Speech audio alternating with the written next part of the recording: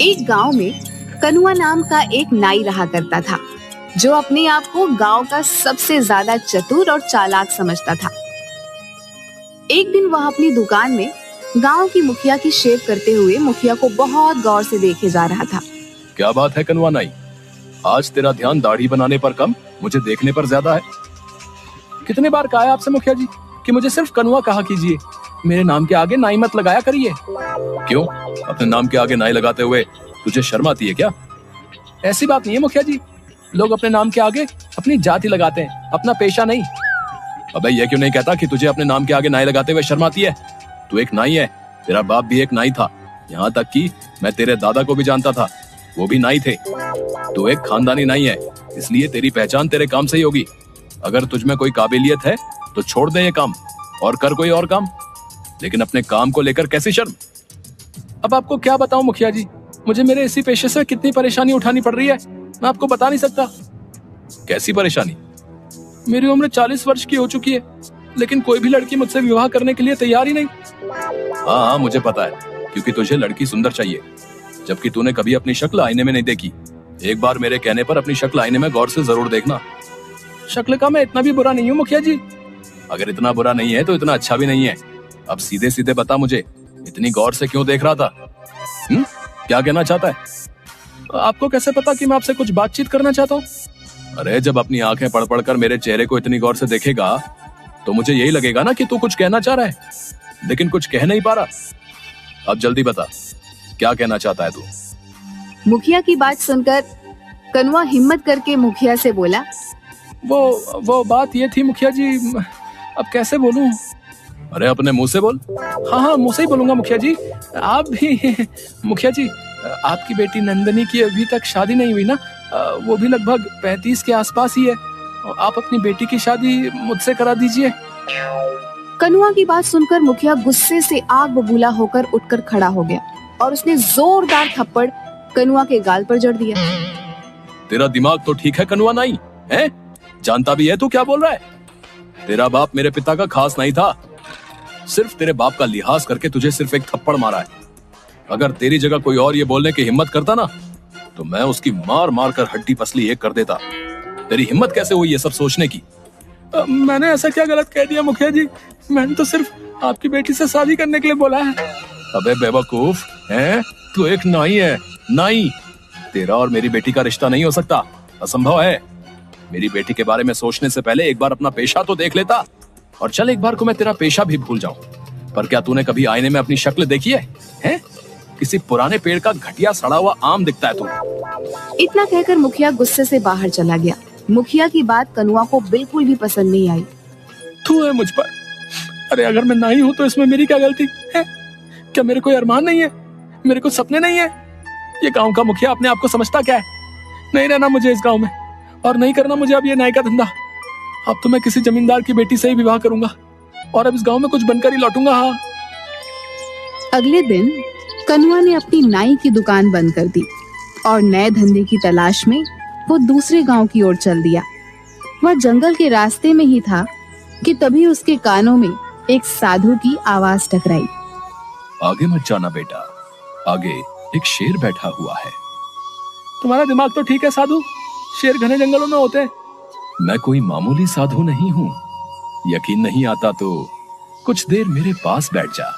कनुआ साधु के पास बैठ गया। कुछ ही देर में एक शेर दहाड़ता हुआ आकर उन दोनों को घूरने लगा। साधु जी, ये शेर तो हम दोनों को खा जाएगा, आपने तो मुझे मरवा दिया। चिंता मत कर, जब तक मैं तेरे साथ हूँ शेर तेरा कुछ नहीं करेगा, कुछ देर में चला जाएगा। कुछ देर बाद जंगल की ओर चला गया। आप तो वाकई भाग पहुंचे हुए।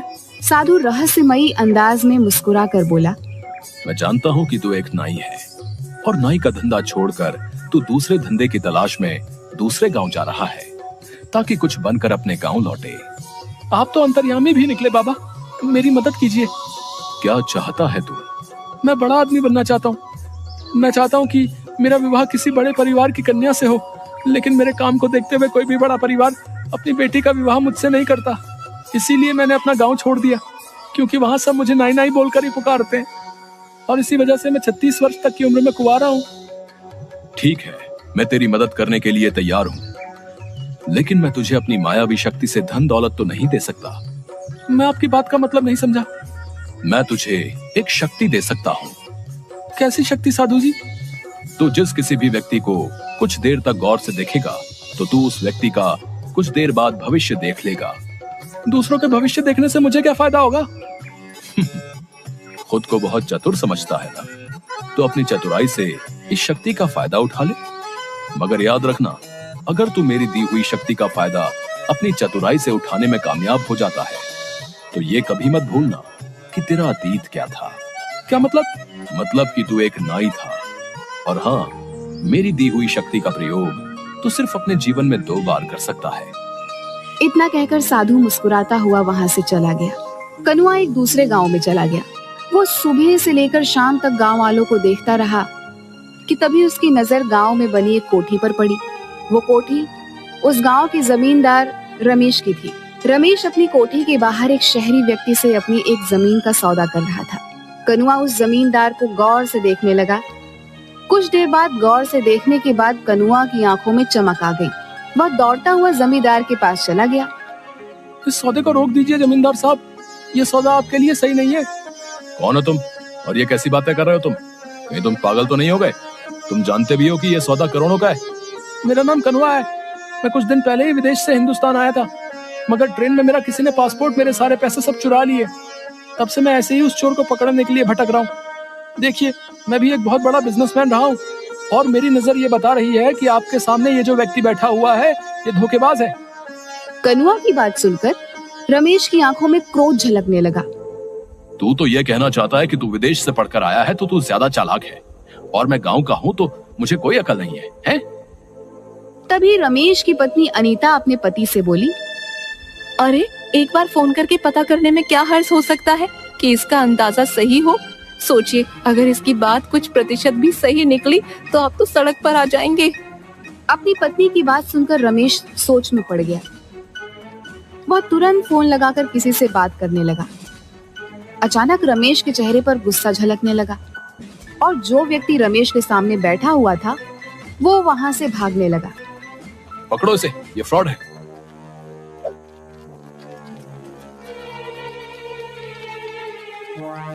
कनुआ ने उस व्यक्ति को तुरंत पकड़ लिया।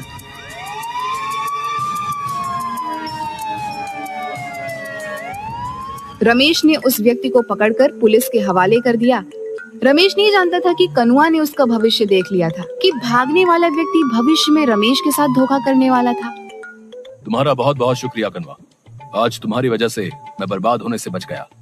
वैसे तुम कहाँ ठहरे हुए हो? बस ऐसे ही आवारा फिर रहा हूँ। आज से तुम मेरे घर पर रहोगे और मेरे कारोबार में हाथ बटाओगे। मुझे तुम्हारे जैसे ईमानदार और अच्छे व्यापारी की सख्त जरूरत है। कनुआ उस दिन से रमेश के घर पर रहने लगा। रमेश की बेटी दिव्या को कनुआ पसंद करने लगा था।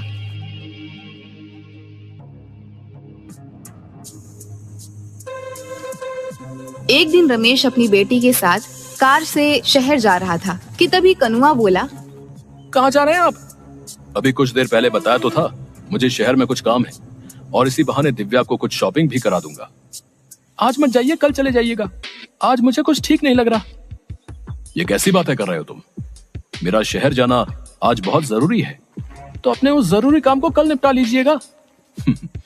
कनुआ, तुम व्यापारी अच्छे हो, लेकिन अब तो तुम ऐसे बातें कर रहे हो जैसे कि तुम फ्यूचर देख सकते हो और तुम्हें पहले से ही आभास हो गया है कि आज मेरे साथ कुछ सही नहीं होने वाला। रमेश की बात सुनकर कनुआ बुरी तरीके से घबरा गया। सच तो यही था कि कनुआ ने रमेश का भविष्य देख लिया था। वो जानता था कि कुछ देर बाद रमेश का एक्सीडेंट हो जाएगा। रमेश की पत्नी अनीता रमेश से बोली, आप कनुआ की बात मान क्यों नहीं लेते? अपने जरूरी काम को कल कर लीजिएगा। नहीं अनीता, मेरा आज जाना बहुत जरूरी है। ठीक है, अगर आपको कनुआ की बात नहीं माननी तो आपकी मर्जी, लेकिन मैं दिव्या को आज आपके साथ नहीं जाने दूंगी। ठीक है, जैसी तुम्हारी मर्जी। रमेश चला गया, मगर कुछ ही देर बाद रमेश की एक रोड एक्सीडेंट में मौत हो गई। दिव्या और अनीता इस दुनिया में अब अकेली रह गई थी। इतने बड़े कारोबार को संभालने वाला कोई नहीं था।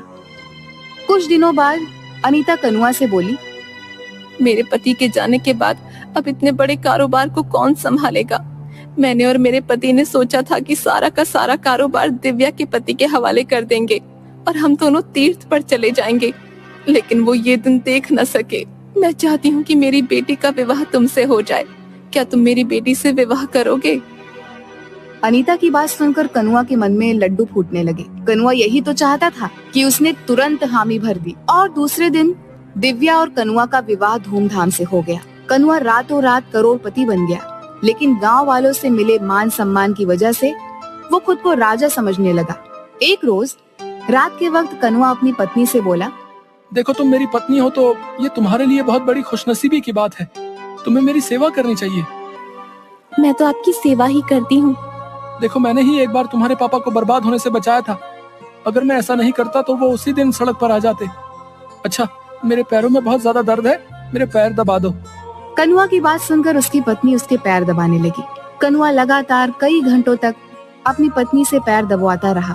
थकान से जैसे ही उसकी पत्नी की आंख झपकी, कनुआ तुरंत बोला, जब तक मैं ना कहूँ तब तक तुम्हें रुकना नहीं है। हाँ, इसके बाद तुम्हें मेरा सर भी दबाना है। उस दिन के बाद कनुआ अपनी पत्नी से रोज रात भर पैर दबवाता। एक रोज दिव्या परेशान होकर अपनी माँ से बोली, इन्होंने तो मेरा जीना हराम कर रखा है। रोज रात भर ये मुझसे कभी पैर कभी सर दबाते हैं, मैं सो नहीं पाती। बेटी, लेकिन तू चिंता मत कर। मैंने सुना है कि यहाँ एक बहुत पहुँचे हुए साधु आए हैं जो सबकी मुसीबतें दूर कर रहे हैं। कल मैं तुझे चुपके से उन्हीं के पास ले चलूंगी। अगले दिन दिव्या की माँ अपनी बेटी को उन्हीं पहुँचे हुए साधु के पास ले गई। क्या हुआ बेटी? मेरे पति मुझसे प्यार नहीं करते, मुझसे गुलामों की तरह व्यवहार करते हैं। तुम्हारा पति क्या करता है? दिव्या ने सारी बात साधु को बता दी। दिव्या की बात सुनकर बाबा रहस्यमयी अंदाज में मुस्कुराते हुए दिव्या से बोले, जाओ कल किसी बहाने से अपने पति को मेरे पास भेज देना। क्या वो सुधर जाएंगे? हाँ, मैं अपनी तंत्र मंत्र की शक्ति से उसे बिल्कुल सही कर दूंगा। कल के बाद वो तुम्हारी किसी भी बात से इनकार नहीं कर पाएगा। दिव्या और उसकी माँ खुश हो गई। अगले दिन दिव्या अपने पति से बोली, सुनिए जी, सुना है गांव में बहुत पहुँचे हुए ज्ञानी बाबा आए हैं, आप उनसे मिलकर क्यों नहीं आते? हाँ, मैंने भी सुना है कि गांव में कोई पहुंचा हुआ ज्ञानी बाबा आया है। गांव वाले तो पागल हो गए, पर मैं पागल नहीं हूँ। ऐसा नहीं कहते जी, क्यों ना आप उनसे एक बार मिल आते? तुम्हारा दिमाग तो ठीक है।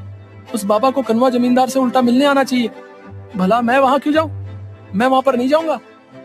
दिव्या मुंह लटकाकर फिर से साधु के पास चली गई। बाबा वो तो आने को तैयार ही नहीं, वो तो उल्टा मुझसे ये कह रहे हैं कि आपको उनसे मिलने जाना चाहिए। दिव्या की बात सुनकर साधु फिर से मुस्कुराता हुआ बोला, तो किसी बहाने से अपनी माँ के साथ कुछ देर के लिए दोपहर के वक्त यहाँ पर आ जाना। तुम्हारी गैर मौजूदगी में मैं तुम्हारे घर पर जाकर तुम्हारे पति का तंत्र मंत्र से सही से इलाज कर दूंगा। दिव्या कहाँ हो तुम? तभी कोई जोर जोर से दरवाजा पीटने लगा। अब ये दरवाजा भी मुझे खुद ही खोलना पड़ेगा। बताओ कैसे दिन आ गए हैं। अब दरवाजा खोलने भी मैं स्वयं ही जाऊं। इतना बोलकर कनुआ ने दरवाजा खोल दिया, मगर सामने का नजारा देखकर तो वह बुरी तरीके से डर गया। उसके सामने उसके पुराने गांव का मुखिया खड़ा था, जो तुरंत अंदर आ गया। मुखिया जी, आप यहाँ कैसे? अच्छा, तो तू नाईगिरी छोड़कर यहाँ जमींदार बना बैठा है? अगर मैं तेरी पत्नी और गांव वालों को बता दूं कि तूने कभी विदेश की शक्ल नक्शे में भी नहीं देखी, बल्कि तू एक नाई है, तो कभी सोचा है ये गांव वाले तेरे साथ क्या करेंगे? तेरी मार मार कर हालत खराब कर देंगे और तुझे इन लोगों के साथ फ्रॉड करने के जुर्म में जेल हो जाएगी। सोच, तेरी पत्नी की नजरों में तेरी क्या इज्जत रह जाएगी। मुखिया जी, मैंने आपका क्या बिगाड़ा है? आप भला ये किसी को क्यों बताएंगे? तेरी पत्नी दिव्या मेरी दूर की रिश्तेदार है। क्या? और सुन कनुआ, तेरी पत्नी को मैंने सब बता दिया है।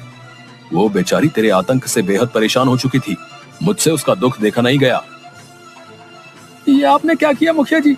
वो गांव में आप सबको बता देगी, मैं बर्बाद हो जाऊंगा।